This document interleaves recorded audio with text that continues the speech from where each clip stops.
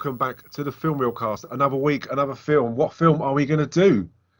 I can't do any film, obviously, without my lovely, lovely co-host. It's Neil. How you doing? Oh, hello, Stu. I'm good, mate. Thanks. Yeah, I'm good. Fantastic, fantastic. That is good to hear. We're doing another film, as I say, and it's a bit different to what we usually do. It's not like a mainstream film or anything like that. We're doing 2016 I Am Wrath, starring John Travolta and Christopher Maloney. And this is a revenge film. The reason why we're doing this film is because neither of us had seen it. And if you listen to last week's pod, we spoke about it very briefly then. And it's an hour and a half long. It's currently showing on Amazon Prime. So it was just something different to watch. Normally, we've all seen a film, we'll choose a film we like, and we'll kind of fight its corner against everyone else ripping the arse out of it, won't we? Generally, that's how it works. Yeah. So Yeah, interesting. exactly. So we thought we'd just do something different. And this is a revenge film. And it's got mixed reviews just going through it. And it isn't going to tax anyone's brain. It's basically Stanley Hill, played by John Travolta, opens a can of brutal vengeance on thugs who murders his wife, Rebecca De More, who are supported by corrupt cops who are protecting him. That is basically it. That is the film. We could actually end the podcast there and say best bits and worst bits, couldn't we? Possibly. We probably could, to be fair. There's a little bit more to it, but just about. But this film didn't really kind of rip up any trees or anything like that. It wasn't. It didn't get a very great response. I think it's kind of reviews around about 45%, 50%. It didn't score particularly high, and I think this could have gone a completely different direction had they chosen to do that. I mean, it's been directed by Chuck Russell, who really hasn't got many hits behind him that you could name. I mean, he's been the director. The Mask, he wasn't the main director of that. Nightmare on Elm Street, The Blob, and so that kind of speaks volumes, really. But this is, they kind of start this mainly about the violence, how society is out of control, and it shows a news report, doesn't it, as the credits open, of various people being murdered. And some of it, admittedly, is pretty hard hitting because it appears to be real, people being just shot down in shops and stuff, doesn't it? Well, that's the thing. I think this is all footage, isn't it, from things that have been captured, and it is brutal. You actually see people being shot and pistol whipped and run over and dragged. I was watching it thinking, bloody hell, this is it's a bit intense, isn't it? Really? Yeah, I was looking just to see how much is real and how much isn't. I mean, there's one part on there when they do go and show like the main baddie at the end who shoots the CCTV camera at the shop, which is kind of set up as a demonstration of people being protected. But majority is innocent members of the public who are just being gunned down. Either they're working in shops or it's in the street, and it's quite hard hitting, and it just kind of builds on the violence in the street, which is out of control, and that leads us to kind of, well, I'd say the main baddie. Did you guess? I mean, Jesus, this is the template of so many other films, isn't it? Yeah, it really is. It's a copy and paste from numerous other revenge films, isn't it? It was fairly obvious on it that the governor, played by Patrick St. Esprit, is he's the bad guy, isn't he? It's so obvious from the beginning. It didn't come to a shock later on in the film. Like, oh my God, It's him. He's behind it all. Yeah, they ticked the boxes, didn't they? There was a film, I can't remember what film it is now, and about the governor saying, "I'll take that to the bank." And some guy who gets kind of amnesia, and there is a governor in there, and I think it's that film with Tom Cruise. It might be that. And it kind of, there's a governor who's a baddie, and you don't know who it is, but it's only the slogan that his catchphrase that he says that kind of catches him out. And this kind of mirrors that template. I think it's like the one with the precogs. I can't remember what that's called now. But because it mirrors that, and you instantly know he's the baddie. And whether they try and hide that, I don't know whether they actually do try and hide it, or whether they're just not clever enough to hide it. But from there, it goes really, really fast, which I'm quite relieved about, especially the film's an hour and a half. But it then goes to John Travolta and his family, and you see that the governor is talking about taking crime off the streets and things like that, and he's got his own projects that he's financing that he's in charge of. And then it shows John Travolta's wife, Vivian. Unbelievably, I didn't recognise her, played by Rebecca De Morey from Hand That Rocks the Cradle. Yeah, I Did didn't not recognise recognise her it. at all. Nope, I didn't either, to be honest. No, she At looks all. completely different. She still looks Very. really, really good. Don't get me Yeah. wrong, but I Attractive didn't lady. recognise her as But she's a very attractive lady. Yeah, she plays Vivian, as you said. And John Travolta meets her at the airport, and they kind of paint the picture without any words at all that they're a very close family. They obviously got their daughter Abby, and they're nice, tight knit people. And she's talking about her job, and he's talking about his, and how successful and plans for the future. And any time, as we know on this podcast, if people talk about their futures, one of them is going to die because they tick that dreaded box, haven't they? they have indeed. But I have to talk about his hair. That's what I want to talk about: his hair and his face.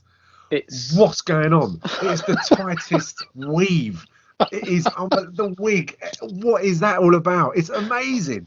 It is. As soon as I saw him, I was just like, you know that scene in the original Terminator where he's Yeah. taking his eyeball out That's what in the yes, sink? that is it. I thought, have they just used that for him in this film? Because that's exactly what he looks like. He's poor bloke. He's That clearly is had a lot of amazing. work done. But Jesus, that wig is not fooling anyone. Do you know, that is unbelievable. When I saw his face, especially later on, like after this, when he gets cut. This obviously will contain spoilers. It will contain mild language, exactly the same as every other podcast we do. When he gets cut on the head and he's got that blood, he's clearly got latex on his face, Yeah. and his face looks fucked. And it looks like, and I was trying to think, where have I seen his face before? And it reminded me of RoboCop when he takes his mask off. Yeah. When it's all stretched. But you've got it. That Terminator, when he looks in the mirror, Yeah. that is it, 100%. It is, isn't it? With his fucked up hair and face. It's terrible. Oh, it just sort of took away from the film, didn't it? Because all you end up doing is looking at his hairline. Yeah, And I had to watch the film twice because I missed all the dialogue because I was looking at his hair. It's absolutely messed up. It really, really is. But You've got to see it to believe it, people. And it gets worse through this. The more makeup, the more bruises he gets, the more freaky he looks. It looks like he's wearing a constant Michael Myers mask. It does. That's another one. His hair is Michael Myers, actually, isn't it? Yeah. That's a very good point. Yeah. It's amazing. And they're in the airport car park. This guy walks up to him. He's got this tattoo just below his right eye. And he asks him for change. And he gets kind of shunned away by John Travolta straight away. He tells his wife to get in the car. Sure? Yeah. Excuse me, ma'am. Excuse me. Yeah, I'm late for my flight. I got my kid waiting in the lobby. Just need $3 more for my ticket. Not today. Come on, man. She's about to give it to me. Get in the car. Not today. For real? For real. Seriously? Seriously, just back off, okay? And he gets smacked on the head, unsuspected by someone else. And it's pretty brutal, pretty graphic, and you don't know why as a viewer. And the wife gets stabbed. Just kind of unprovoked attack. And I was kind of quite surprised just how brutal. I didn't expect her to show a slow motion of his arm going down right into her chest and spit going over her face and just stabbing her. Then they kick crap out of John Travolta. And I didn't think it would go this direction that quick. And it's only 7 minutes into the film when she's been murdered. Yeah, no, it is brutal. The violence in this film is up there, isn't it? And sort of the graphic way they portray it, definitely. Yeah. But I kind of, and that's instantly, soon as he got that blood on his face, it's like, they'll fix you. They fix everything. Just like a fucking RoboCop saying. It's just face instantly is weird. And it's a shame because I like John Travolta. I mean, Saturday Night Fever and his career obviously came back with Pulp Fiction, and he's a good actor.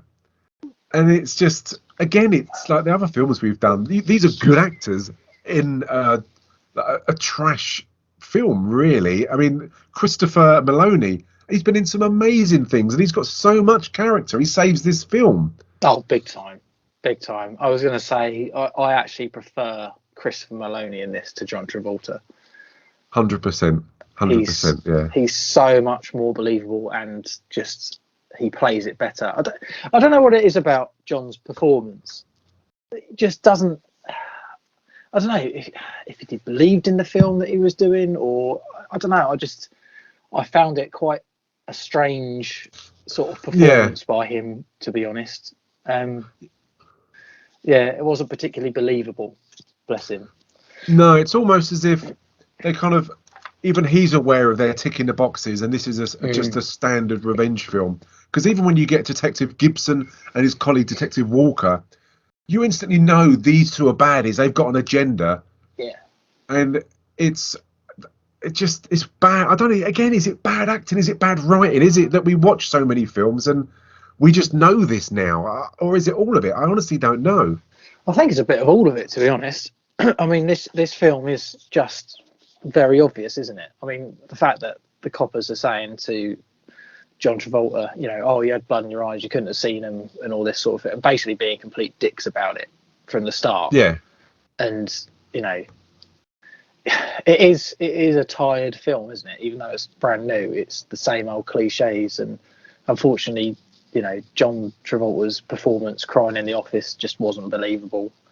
And like you say, all you can see is his hair, and yeah, it's a shame, really, because I think the writing does let it down because it is so obvious, like you said. Yeah, it felt a very old film. It didn't feel a 2016 film that this was like an original idea. And even when, obviously we know what the film's called, but when he has the conversation with the priest at his wife's, at Vivian's funeral, the conversation he has, what it's building up to, being I am wrath and vengeance and things like that. And when he's talking about not interested, it's just so much foreshadow that they give you. And it's, again, I think it's down to the writing, and Travolta isn't giving a good performance, is he? No, he's not. It's not a good performance from him at all. It's, I don't know. It's just, I think, is he too tired for this? Is he too old for this type of film now? Do you know, it's really weird. I kind of, on the viewing today when I watched it, I kind of thought, when he's with Chris Maloney, he's really good, and I like him. It's almost as if Maloney brings the best out of him. And if these two teamed up in a buddy cop film, like Lethal Weapon kind of style, I think it would really work. I think they kind of bounce off each other. They play off each other really, really well. Definitely. But in this setting, when it's kind of the main driver, that like protagonist is meant to be John Travolta, it isn't working. It's like he can't be fucking arsed. And the only time he's believable is when he's grieving, because it looks like he's grieving about being in this film rather than the death of his wife. Yeah. I mean, I can't disagree with you, to be honest. But I do agree completely with when the two of them on the screen together, the comedy element comes out, doesn't it? And it is enjoyable, but every other part of it just feels like you said before, it's ticking the boxes. Right, we need to do this bit now. Let's just get it done. And it all just seems very wooden, and like people aren't particularly interested. But maybe that is the writing. I don't know, but it just doesn't. Yeah, really it's work. tricky, isn't it? It really is, and it's quite funny because the vicar obviously said to him, "You need to have faith, and it will help you, even if you don't realise it's helping you." And he gives him that Bible and the rosary beads. And it's when he's in his room on his own, and he throws the Bible on the floor, and it opens up on his page. And then he looks at it, and it even highlights the words as if it's come from God. And it's a miracle. It says, "But I am full of the wrath of the Lord, and I cannot hold it in." And the fact that it's highlighted like a miracle, and all they needed was like Hallelujah music playing, you know, or like Blues Brothers, and he starts doing flips. Yeah, a light coming out just down onto it, and some music or something like that. Yeah, it was On a just mission from God. yeah. Honestly, I did roll my eyes. I was like, oh no, is that how they're shoehorning this name of the film into it, and how he decides that he's going to go around killing people? Divine intervention. That's what it is. It's amazing. Yeah. And then it's a miracle. Again, we get another miracle, as in how these two police officers keep their jobs. And this is where I'm glad it's an hour and a half, but because it's an hour and a half, it suffers so much. Yeah. The lineup and what comes from it. When they have the lineup, they're both sitting there like looking really guilty. Obviously, the guy who stabbed his wife comes in, and he said it's like a bat. He said it's a mark, but it turns out to be a fly on his eye. But he positively identifies him, and that's a give me. He's been identified, but because he can't be proven, the geezer just walks away without arrest, without any questioning or any investigation. And the excuses they give him are so weak. It's just beyond belief that there's no investigation into this of somebody who's been positively ID'd in a murder. What happened? Why did you let him go? Keep your voice No, down. you keep your voice down. Don't make it worse. Worse. What could be worse than the man who killed my wife who walks out here like it's a joke, like it's nothing? Even if we bring him back, it's not going to help your case. Okay. How will I help my case? Tell me. Time. These types don't live long. He'll OD. He'll get himself killed. Oh, Jesus Christ. You want me to go home and hope that he dies. Is that it? It's like, surely you turn around and say, I'd like to speak to your supervisor, please, and take this further. But he's just like, okay, I'm pissed off about it. I'm going to walk away now. You know? I know, it's brilliant. But it's like, yeah, we know he did it, but don't worry, he'll get himself killed at some point. So I'll see you later on then. It's just unbelievably poorly written just to be dealt with quickly. Yeah, definitely. Completely agree. Yeah, it's just comical. And that's when kind of things get going that we suddenly find out that kind of this has lit the fire, that he's got vengeance in there, and that he goes to see his old friend Dennis, as we've spoken about, the brilliant Christopher Maloney. And we soon learn that, unsurprisingly, which I should have known, that they were both been special ops and just the usual boxes that are ticked, that they're off the radar. There's no record of them, and they're ghosts and all the usual words that he used, isn't it? It is. I just love the fact that he goes to a random place and smashes a really badly plastered wall to get his guns out. Yeah. And then he pops off to the barber's, which his mate runs, who's his ex special ops buddy.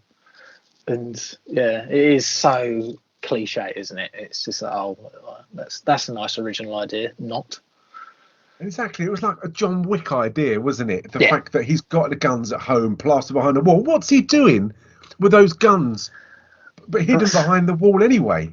Well, that's the thing. It's just, he's clearly given up that job and he's now working in the motor industry, isn't he? And he went for a job interview. That's where he was coming back from, wasn't he, on the plane at the very beginning? That's right, with Honda, yeah, and he thought it was going to be hopeful and all this sort of stuff. But just in case I need my guns, I'm going to hide them behind a wall in another place. It just, with all his fake passports and everything else, and it's so tropey, isn't it? It is. I mean, you wouldn't have all that shit left, would you? If you left, they're not going to turn around and say, yeah, you can keep all your fake passports. Yeah, don't worry about it. They'll be expired anyway. Exactly. It's just, it's bad. It's lazy, isn't it? It is just lazy, really. You always wonder why, when they sit down reading the script, that these things aren't challenged. When he says, look, I love the idea, I love the concept of that he gets the weapons, but how about it's wrong and it doesn't make sense, and if we do go this direction? They never seem to be challenged, do they? These stupid ideas that play out, the tropes. Yeah, that's the thing. Surely someone looking at how films have gone recently and sort of hits and stuff like that, they'd look at it and go, God, you know what? I think this has been done before. Should we try something different? And then, I think this has been done 10 times before in the last year. Or should we hide the guns behind a wall with a load of other stuff? Yeah, that's a really good idea. Has that been done before? You know, it's like, it's not rocket science, is it? It really isn't. That's brilliant. And all they needed was a currency of like gold coins to really like tick all the John Wick boxes, and for his dog to die as well as his wife. There's some cougarans lying around or something. And it would have been amazing. It would have been. And also, they've always got a friend who knows someone who can get a police file. And the fact that they can print it off and put it in a file themselves, as if they've walked into a police station and got it anyway. It's so funny. It's bollocks, isn't it? It really is. It's fun. It's fun. I can't say it isn't fun. And their relationship is clearly very good. And they play the relationship very well, which does save this film. But all the elements around it just don't work. And you just sit there going, of course, it's that, isn't it? Of course. Yeah, and you're completely right. Why would he have an actual police file? Like someone's just gone out and said, here you go, mate, here's that file that I printed off and put in an actual folder from the police station. I've actually put my name on it as well. So if you just want to drop it at the back at the desk when you're done with it and just say, give this back to police, or it's just... It's brilliant, isn't it? It's rubbish. Yeah, it's so much fun. But I think because I'm kind of with it still, because the trope of it is entertaining, of how far it can go. And I think John Travolta, the way he looks, is very entertaining. And I love the Chris Maloney kind of the chemistry they've got. So it's not a case of like other films we've reviewed where you think, I'm doing this for the podcast, I would have turned it off. I still would have watched this, to be honest, because it's mildly entertaining, even though you know where it's going to go. Maybe it will surprise you down the line, and it's not just going to be a trope of tropes, Yeah. But it obviously fucking disappointed, and it was. Yeah, you were disappointed. It's just, well, we've sort of covered it, haven't we? But it is just that, there's some really good elements to this film, but there's more bad elements than there are good, I'd say. Yeah, and I think it starts to get going. I mean, on the way back, it's really eating at John Travolta of the vengeance that he wants, that the injustice that's been done against Vivian. So after he's met with Dennis and he knows where these people are, that he goes after the first one in a bar. And he goes to take him out, and he's chased out the back of the bar. And it's a bit of a clusterfuck, really, and he doesn't do a very good job. And thankfully, Dennis is there to help him and not back him up. And he doesn't realise, considering they're special ops, they're meant to be extremely good at what they do. They take out this baddie, but there's one of the other guys has taken their picture. Yeah. And of course, like in every film. And have you seen, what's that film with Jake Gyllenhaal, with that Michael Pena, when they're both cops? Oh, I can't remember now. I haven't seen that. No. My mind is going. We've got a podcast of it, and it's absolutely brilliant. It really, really is good. I'll keep talking, and I'll find out what that film is, because we've done that. And the baddie in that is that there's like a big evil. He's the baddie in it, and in this film, and he really reminds me of that. He's a tropey drug dealer, and he's in with the police, and you find out that he's got leverage on the governor's son because he was at a party and some girl overdosed, and he's got video of that, so he can put pressure on the governor, who, as you said earlier, is Patrick St. Esprit, the governor. Oh God, I can't even pronounce his surname now. Merserve. Merserve. That will do. Yeah.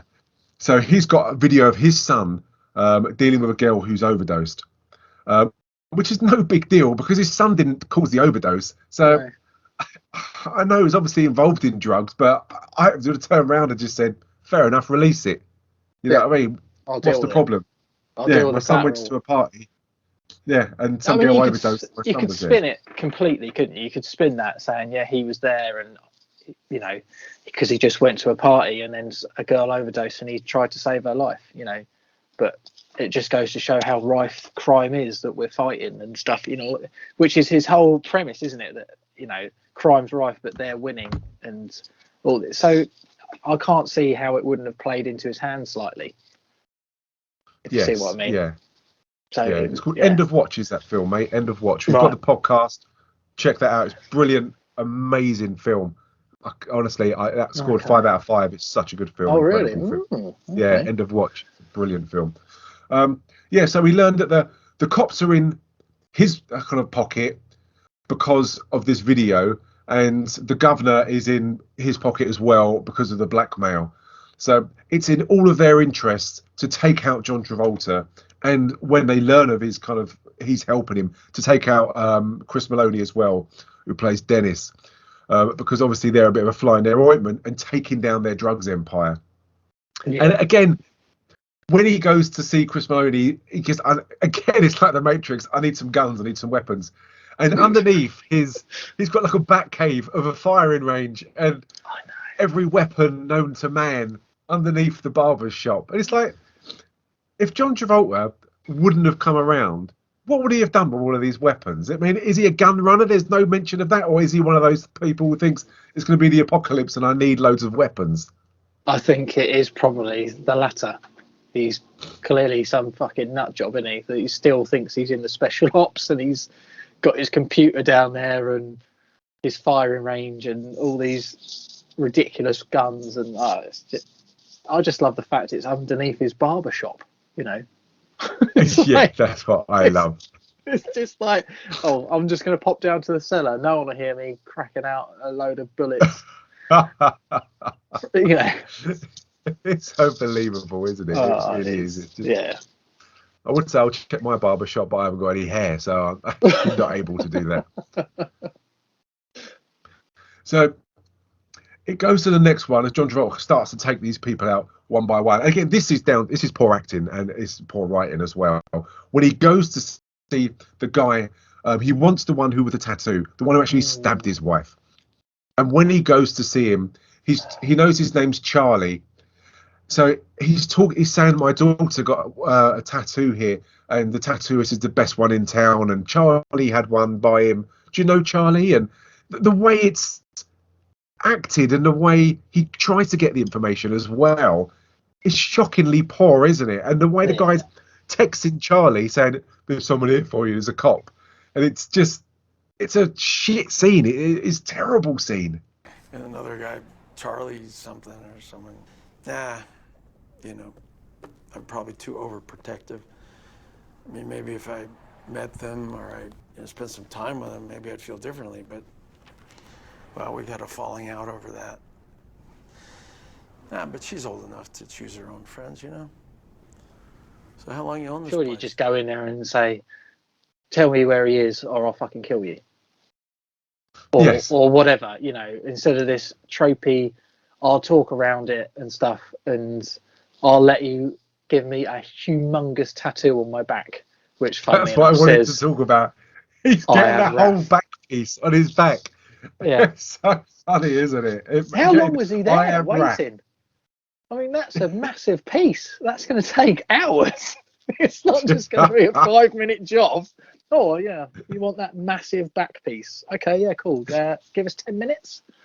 It's so good, isn't it? And he's doing it, and then I think it's Lars who is the one he's after. He comes in, and he says, yeah, I'll take over. And he's literally there for like 5 seconds. Then he goes, yep, all finished. I know. Oh, God, seriously. Yeah, And it's terrible. Yeah, he's got a whole... And he manages to have a fight with a whole back piece tattoo on his back, which is incredible in itself when there's no blood whatsoever. Yeah, no, he's all good. He's absolutely fine. He's not wincing at all, going, that bloody stings, that. But there you go.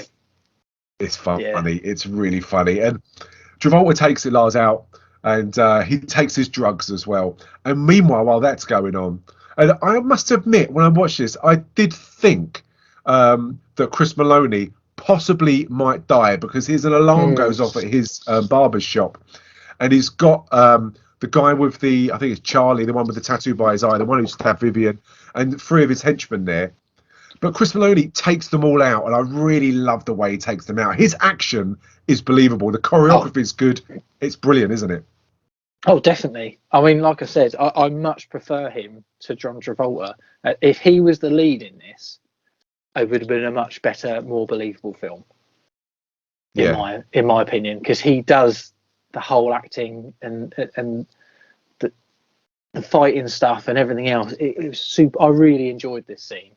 I thought it was fantastic how he took them all out, and when he gets that baseball bat around his ankle or across his shin, doesn't he? And it hurts him. Yeah. And he's just afterwards he's like, "You fucking hell, that hurt." You know. Yeah. And it's it brilliant, was isn't it? It was really funny, but really well done.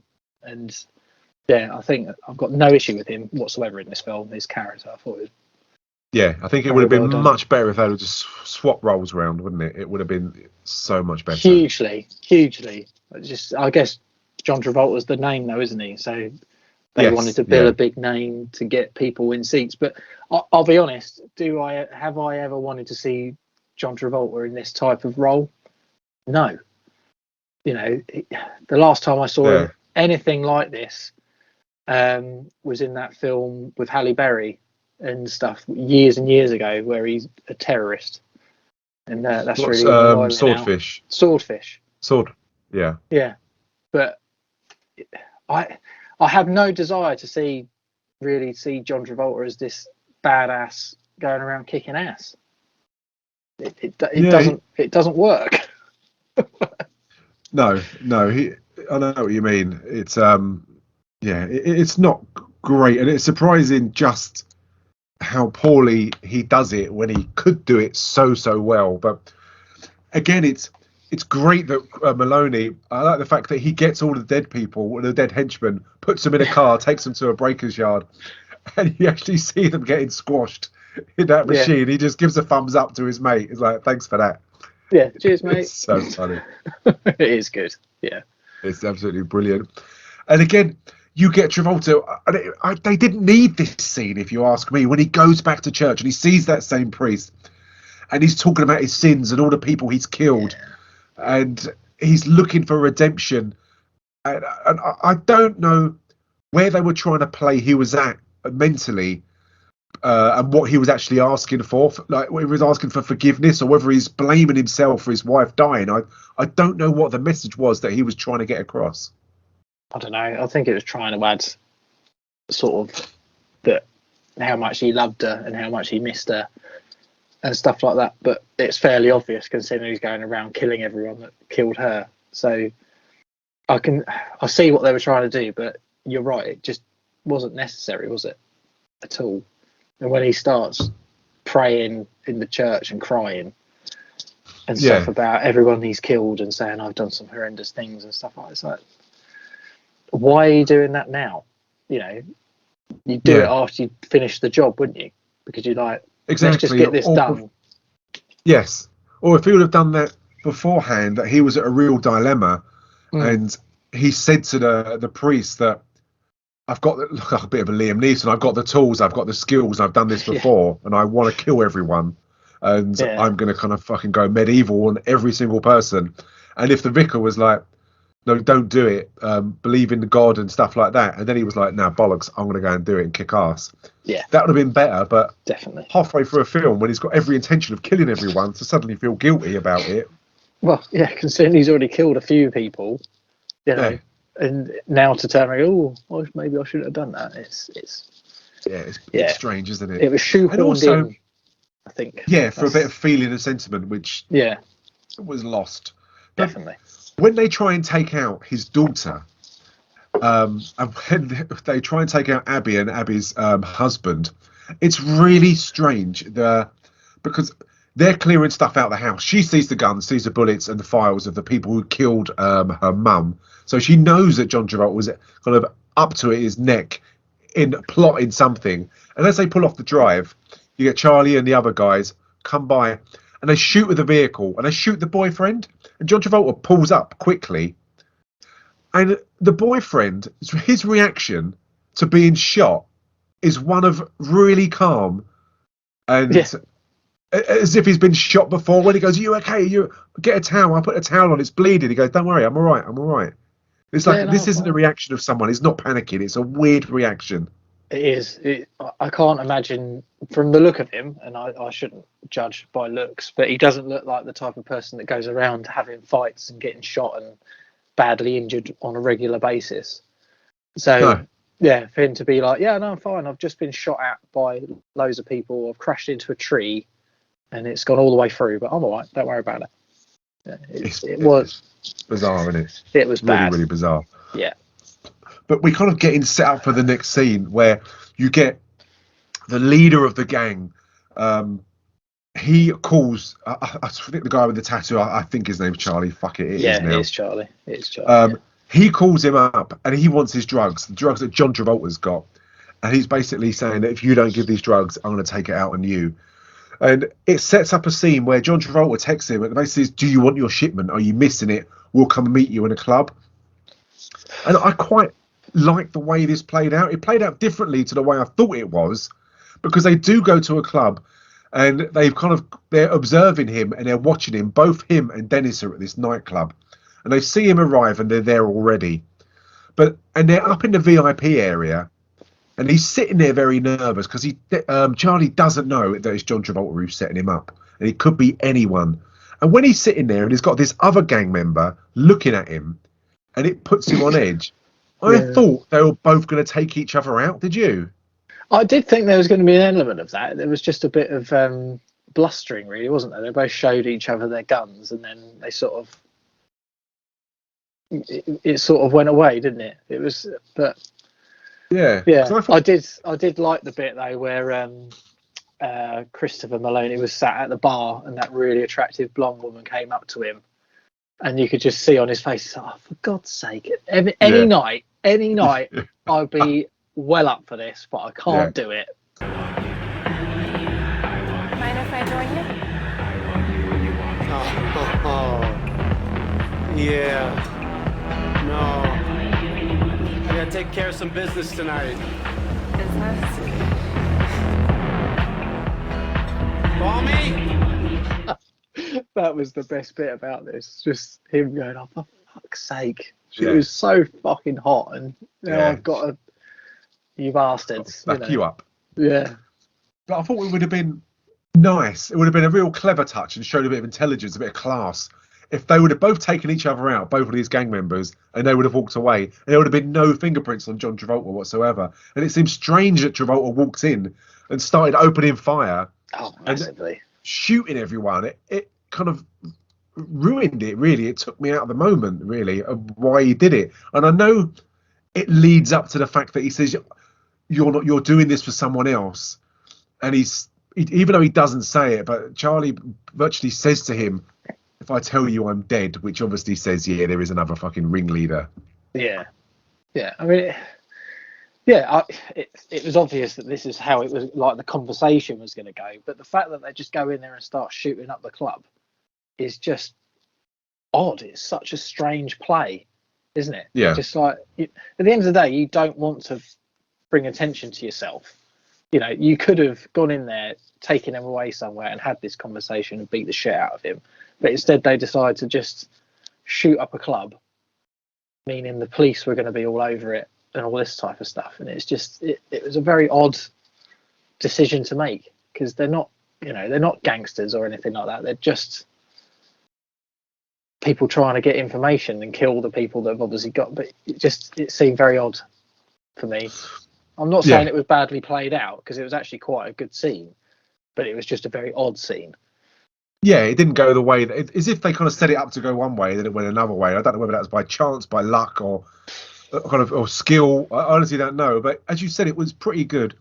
And from there, it you get massive foreshadow. They may as well bring it up and break the fourth wall and tell you what's going to happen, because John Travolta was going through some of Vivian's paperwork, and he sees a file which has 82% chance of water contamination.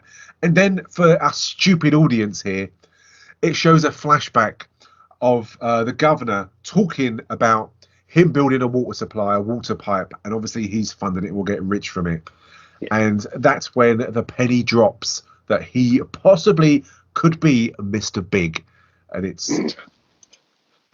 very weak. This has been done so many times, but it had to happen, and it does build the tension because while he's looking at this at his own place, the baddie of the gang, the Mr. Evil, kicks down his daughter's door, and the babysitter, bless her, kind of tries to do something heroic, ends up getting shot and killed, which just like, whoa, you're not getting paid enough for this, whoever you are.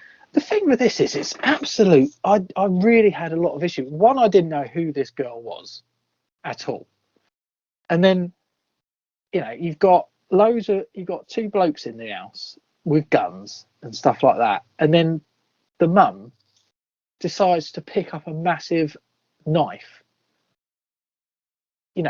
When all they want is the dad to get there, which she's going to do anyway.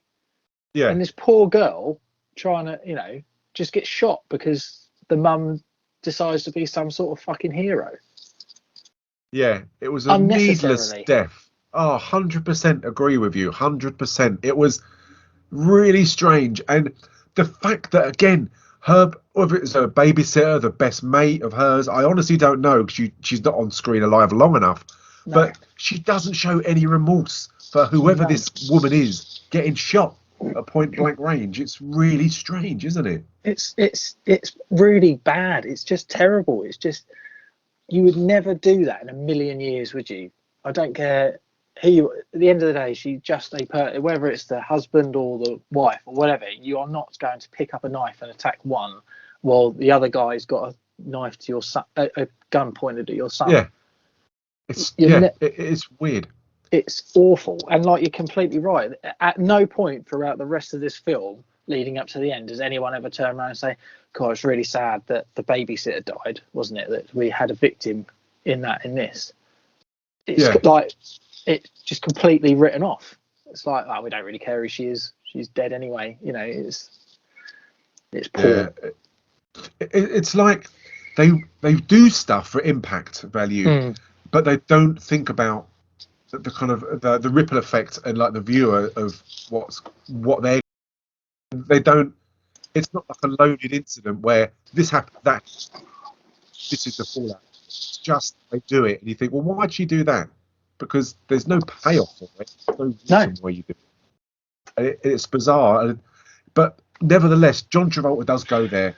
And he does get, thankfully, as usual, to back him up and to bail him out. Dennis comes along, and Dennis saves his bacon. He's got a gun. The baddie's got a gun to his daughter's head, and of course he's not going to pull the trigger. Of course he's not going to die. Neither is his grandson.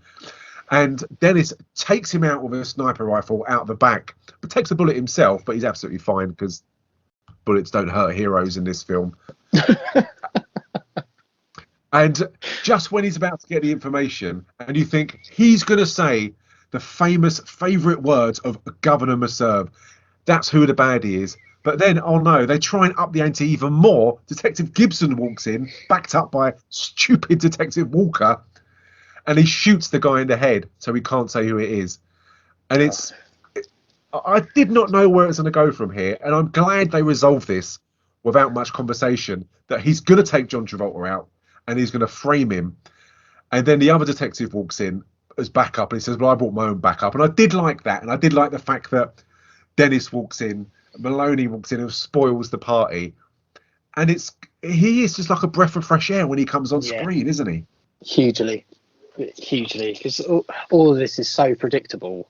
But then obviously Maloney just comes in and kicks ass, as always. Yeah. And just, and does it in a really sort of fun way. Yeah, he just smacks the detective around the head with a gun and just points his own gun at his colleague, and then just laughs about it, and then locks him in the boot of his car. And that's when they're on their way to the governor's house, and you know that it's going to be like a showdown of some sort, and something's going to happen. And I wasn't surprised the way it ended. I mean, I like the fact that both detectives were in the car, and one of them was handcuffed to the steering wheel. It was Detective Gibson, who is kind of like the ringleader of the worst of the bad cops, really. And I like the fact he gets blown up.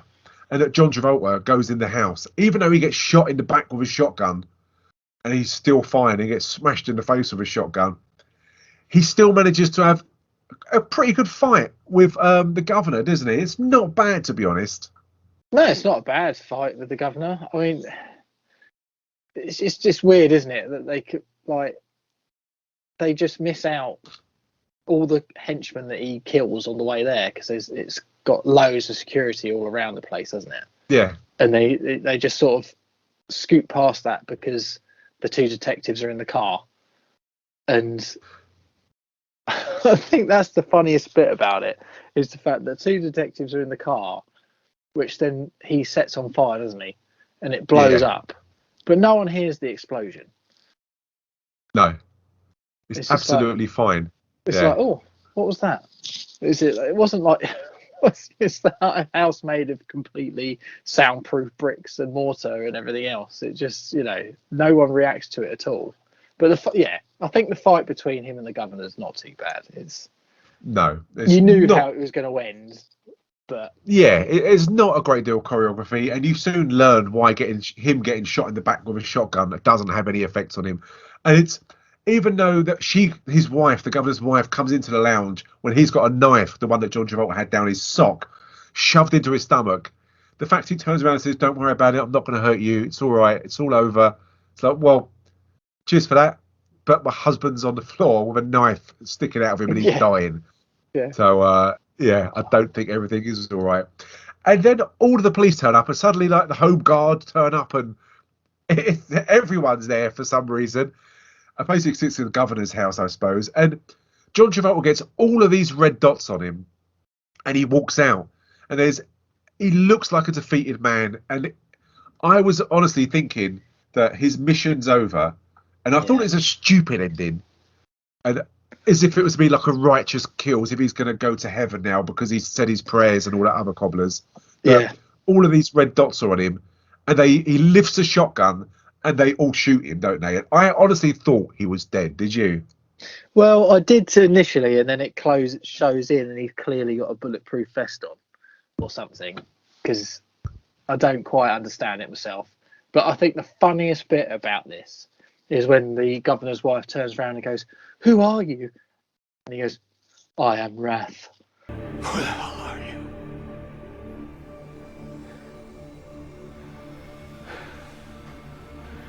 I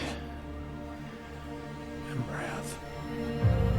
Oh, God, I forgot about that. Yeah, he had to say the name of the film. Yeah. It's like, oh dear. But it's just hilarious. It's terrible. It is. Yeah, I laughed so much when he said that. The way he said it was like, I'm a bit embarrassed about saying this, but it's paying for a swimming pool, so I'm going to say it. Because he's got his bulletproof vest on, hasn't he? So that's why he survives. He's obviously clearly injured due to the amount of rounds that have been put into him, and whether I'm not a ballistics expert, but I don't know if a bulletproof vest would stop a actual sniper rifle bullet, which he's had several of them shot at him. But that's by the by. But he took a risk on no headshots, didn't he? He did massively. You'd think, wouldn't you, they'd go aim for the noggin, but clearly not. You'd think so, wouldn't you? Especially the fact that he's lifting a shotgun, that at least one person would think, fuck it, I'll have a headshot while I'm here, may as well, I can get away with it. Pop. Well, considering how many guns get fired, surprising that none of them accidentally hit him in the dome. It's funny, isn't it? There's so many. Just watching it now in slow-mo, he must get shot. Jesus, in excess, between 10 and 15 times he gets shot. Oh, easily, yeah. And there's no way that vest would stop all those bullets. I'm not being funny. No, it's utter nonsense. It's rubbish. And then, thankfully, he is still alive, and he's in pretty good shape, to be honest, considering he's been shot probably about 15 times on various kind of ammunition, and he's in hospital. Because he's obviously killed the governor and he's killed numerous people, that no one can go and see him. But his his daughter breaks through and sees him and gives him a cuddle. And then followed by the detective, the bad detective. It's Detective Walker, who, even though his face is partially burnt, he still goes in that room and he's just about to kill him. And as usual, you got Dennis there. Maloney kills the guy, even though John Travolta's got a gun, and we learn that his daughter, that Abby, came in, and when she cuddled him, she gave him a gun because, again, she thought, even though we don't know it, that she thought that his life may still be at risk.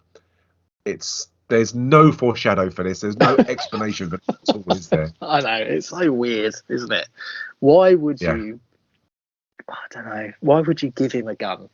First off, I don't know. It's all very convenient, isn't it? And the fact Detective Walker's in there with a gun pointing at him, and then that Dennis shoots him, that no one comes in from outside reception, that there's been shots fired in this room. Yeah. And then there's a body. I mean, he gets shot in the head. And it's just, no one does anything. I mean, everyone must be deaf in this film. There's blood all over the wall. But I do like the fact that Maloney just laughs about it, and it just takes the piss.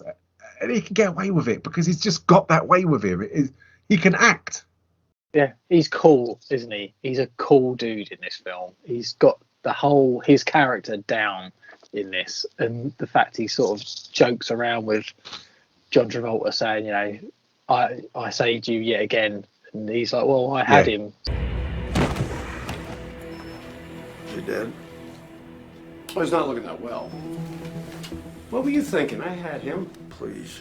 From where I'm sitting, he had me first. Me. No, I had him, Stan, and there's no need to thank me, but next time, do me a favor. Just hold your fire. Thank you for what? The rescue? The rescue? You're too late for a rescue. Really? Yeah. Really? What was your plan after you emptied your clip from a hospital bed? Are you gonna fight the cops off with your bedpan? He does definitely, again, save it. But you're completely right. I mean, I'm not being funny. Shots are fired. And then what made me laugh about this as well is the fact that he turned around, and before the officer went into the room, they said, he goes, you got 3 minutes to go and get some coffee or something like that, haven't you? Yeah. And then they're talking for about 3 minutes. Yeah. And then when he turns, Maloney turns around to John Travolta and says, you got 3 minutes to get dressed. So, well, hang on a minute. That 3 minutes is up 3 minutes ago. It's like, it's priceless, isn't it? Yeah, they just don't think about things. It's just so disappointing. But there you go. It's just convenience, isn't it? And they do escape, and then it ends with Abby getting a postcard. I think it's from Sao Paulo, something like that. They both run away together, and that they're living on the money the drugs money that they've stolen, and happily ever after. And it's just a nice, cheesy, corny, tropey ending, as the baddies have been taken down. But they're going to be hunted down for the rest of their lives. I mean, as far as anyone else is aware, that they've killed a state governor, and police officers. So it's not going to be peaceful. They're going to be looking over their shoulders for the rest of their lives. Oh, massively. They're going to be where they are forever, and hoping that they don't get caught and extradited back to America. It's but that doesn't matter, does it? That doesn't matter. It left it open for a number 2 if they ever decide to. You talking about this film and number 2, I think that's pretty suitable, to be honest. It does, doesn't it? It sort of comes together quite nicely, to be honest. This film is a number 2. But that is I Am Raph 2016. Again, it's on the Amazon Prime. Should you want to watch it and then listen to our review to see if you agree. But Neil, it's going to be tricky. What were your best bits, worst bits? How would you score this, and would you recommend it to someone? Oh, now that's where a conundrum comes in, because this is a poor film, but it's saved in parts. So I'd recommend it just to, one, actually look at John Travolta's hair, because it's unbelievable and it has to be seen. And the chemistry between Christopher Maloney and John Travolta during those scenes. Christopher Maloney saves this film massively. If he wasn't in it, this would be deadpan. Don't watch it. It's terrible. But I'd say if you're after an action film that you can guess what's going to happen and just sit there and not think about stuff for an hour and a half, crack on, because there are elements within it that are actually quite good. I couldn't score this any more than a 2, and that's me being generous, to be honest, because there are some good scenes in it. You know, the writing's poor, the acting for the most part is poor, and there's some really awful decisions. I think the worst bit about this film are the decisions that were made in relation to, you know, how John Travolta reacts around the cops, just letting the guy go and not really do anything. The horrendousness of the Bible falling open on that passage, and his daughter deciding to try and take on 2, you know, horrible gang members, and this poor girl getting killed, and nothing sort of comes back with it. But, you know, the best bit is definitely Christopher Maloney. His acting in this, in a poor film, is brilliant. His character is fantastic, and he should get a pat on the back for saving it. Yeah, I mean, all I can do is echo what you said with regards to everything. To be honest, it's his hair, his face. Travolta is so freakishly strange that it's compulsive viewing, and can it get any stranger? And Maloney saves it. He's entertaining. He's a breath of fresh air in this film when it gets really dire and tropey. Yeah. I'd recommend this film to someone like my mum, and the reason why I say that is because I love her to bits, and I do love you, Mum. If you ever listen to these podcasts, I love you to bits, and I mean this as a compliment, because she watches films like Jason Statham films, and she's mildly entertained, and she has got a crush on Jason Statham, and bless her heart. If it makes her happy, that's what I'm all about. And I think she'd happily watch this film without criticising it too much of being a stupid film, and she'd take it for the no-brainer and enjoy it. But for someone who enjoys their films, I'd recommend this with a caveat, and with like a warning of, please don't take this too serious. I'm not recommending this as a good film. I'm recommending this as a bit of entertainment. Yeah. And that's it. Yeah. So, I'd score this 2. Yeah, yeah. So we're agreed on that. It is very 100%. Much a sit down, put it on, and try not to think about it, isn't it? Yeah. Just take it for what it is. Because play with your phone, do whatever. Yeah, and you can take it in. It's one of those sad films in the sense that they've tried to make this serious and like gripping, and it's the complete opposite. Totally. Which is a shame, but there you go. There you go, exactly. And we will be back with Hawkeye. We're back with episode 3 called Echoes. And if you haven't already, check out YouTube channel, check out on the audio podcast as well. We've got 1 and 2 in one extra special podcast. So the next one's called Echoes, and it's after escaping a new threat, Clinton and Karen join forces against an expanding criminal conspiracy. I've watched this one already. Have you? And we'll have an interesting discussion, honestly. Yeah, I'm looking forward to watching it tomorrow. Have you seen this already? No, I'm going to watch it tomorrow, and then we can chat about it at the weekend. And yeah, I'll be interested. It sounds like you're quite excited, so I'm excited by it. Because I think we're going to have a difference of opinion on this one. And okay. Yeah, I think it'll be quite entertaining. So even if you're not a Marvel fan, just check out this series, this podcast. I mean, it's not really heavily into Marvel. It's more of an action adventure thing for kids at Christmas. So there's something for everyone to enjoy. But we've not decided what we're going to do next week yet. We will do, and I'll try and put it out on social media. I've been really crap lately, but there definitely will be something next week. I can promise you that, and I can promise that me and Neil will be there as well. I certainly will. Excellent stuff. Thanks, guys, for listening. I hope you've enjoyed this. Go to the YouTube channel, click on subscribe, and we'll be back next week. You take care.